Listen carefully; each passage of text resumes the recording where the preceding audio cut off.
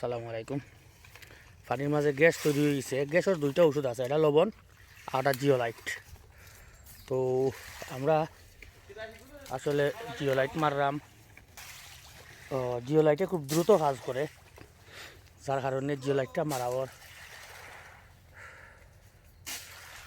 এই জিওলাইটটা মারিয়া আমরা বাদে দরা টান দিমু, দরা টান দেখাই ইনশাল্লাহ। ওকে, ওনে জিওলাইটটা মারাও রাখি ঔষধ। এটা গ্যাস নষ্ট করিলে পানির আমরা অনেক দরা টান দিলাম। টান দিলে মাটির নিচে চেইনে মানে ওষুধটা যেটা দিছি ও চেইন দিয়ে আমরা দুই টান দিমু পানির মাঝে।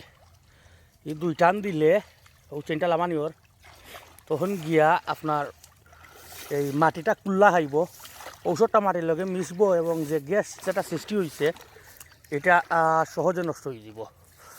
যার কারণে আমরা ওই যে চেইনটা দিলাম লামাইয়া ওই ঠান দেবো হইব। ব্যাপারটা হইলো নর্মাল। আর চেইনে টানার বাদে ওই দেখুন পানির অবস্থা কি হয়েছে, কিলা ফেনা বা বুড়ি উঠের মানে ময়লা পানি নিচটারে কুল্লা দের চেইনে কুল্লা দেওয়ার কারণে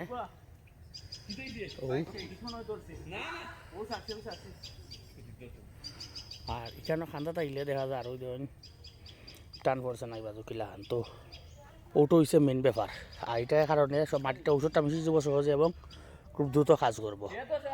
ইনশাল্লাহ নেক্সট টাইম আরও আপডেট দেখাইমু। মাছ তো পুকুরে মরছে না, মরার আগেও মারি দিচ্ছে, কারণ পানির লক্ষণ ভালো আসিল না, এর লাগি আগে মারি দিছি।